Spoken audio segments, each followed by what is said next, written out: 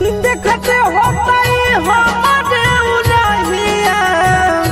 बैठी के पिपरा के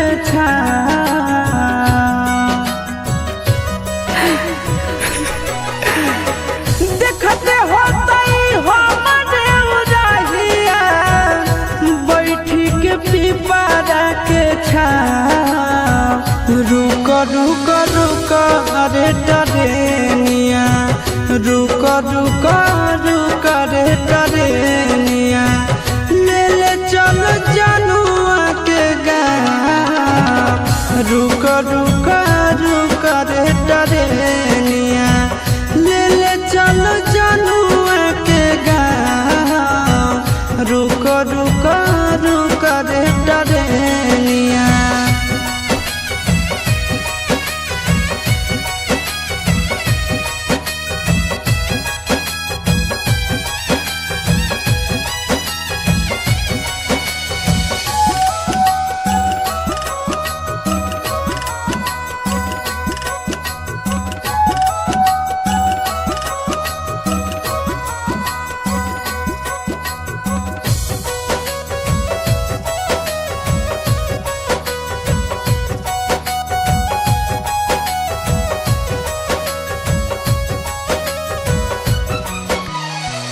मनवान लागत होता है पिया के आंगनवा रतिया में देखी देखी रोबत होते चनवा रोबत होते चनवा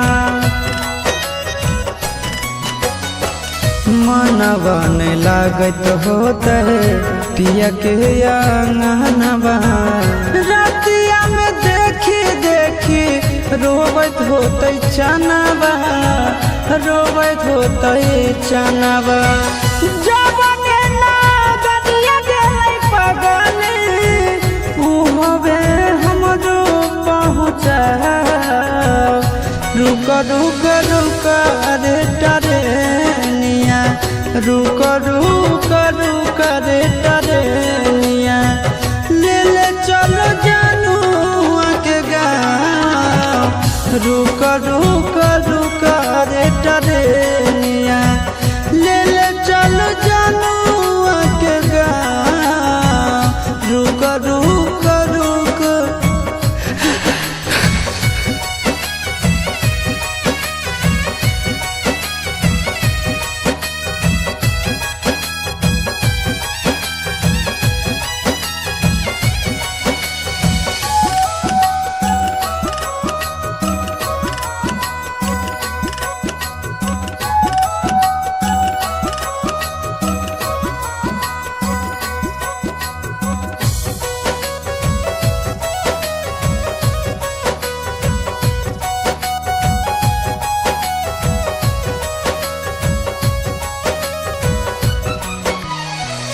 फोनबो नहीं कैला कहीं नहीं भेजले कई खबरिया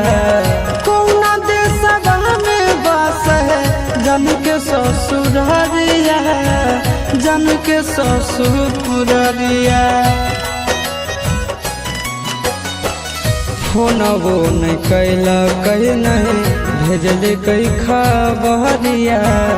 कौना देशवा में बस है जन के ससुररिया जन के ससुररिया गोरे ललटे बुझे मजबूरी बताई है आशीष के नाम रुक रुक रुक रे टरेनिया रुक रुक रुक रे टरेनिया ले ले चल जनुआ के गाँव रुक रुक रुक रे टरेनिया ले ले चल जनुआ के गाँव रुक रुक रुक